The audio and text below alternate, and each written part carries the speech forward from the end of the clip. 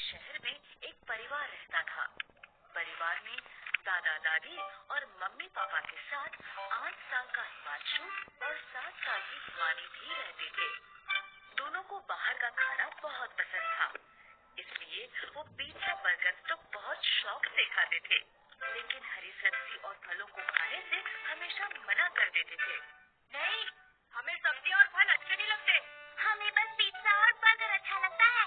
लेकिन बच्चों, अगर तुम फल और सब्जियां नहीं खाओगे तो तुम्हारी आंखें कमजोर हो जाएंगी और तुम्हें इस छोटी उम्र में ही चश्मा लगाना पड़ेगा। लेकिन वो कभी अपनी मम्मी की बात नहीं मानते थे।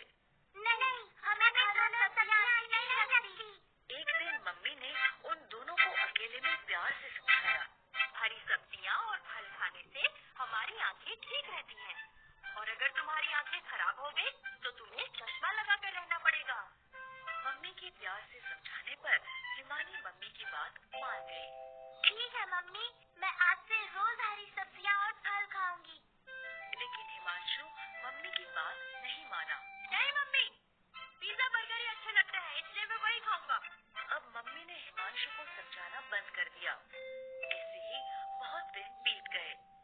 हिमानी रोज हरी सब्जियां और फल खाने लगी और हिमांशु पहले की तरह पिज्जा बर्गर ही खाता रहा। एक दिन स्कूल में हिमांशु की टीचर ने उससे कहा, हिमांशु, ब्लैक बोर्ड पर लिखे सवाल का जवाब दो। लेकिन जब हिमांशु ने बोर्ड पर देखा तो उसे सब कुछ धुंधला धुंधला दिखाई दिया। उसने आंखें मसलकर फिर से देखा, लेकिन फिर भी सब कुछ धुंधला ही था। हिमांशु के जवाब न देने पर टीचर ने उससे गुस्से से कहा, हिमांशु, क्या तुम्हें इतने आसान से सवाल का जवाब भी नहीं पता? रुको, मैं अभी तुम्हारे मम्मी पापा को स्कूल बुलाती हूँ। ये कहकर टीचर क्लासरूम से चली गई। कुछ देर बाद टीचर के फोन करने पर हिमांशु के मम्मी पापा स्कूल आए। मैंने हिमांशु से मैथ का इतना आसान सवाल पूछा था, लेकिन हिमांशु को ये भी नहीं पता कि 2+2 कितने होते हैं। क्या हिमांशु, तुम्हें इतने आसान सवाल का जवाब भी नहीं पता? लगता है तुम आजकल ठीक से पढ़ाई नहीं कर रहे हैं।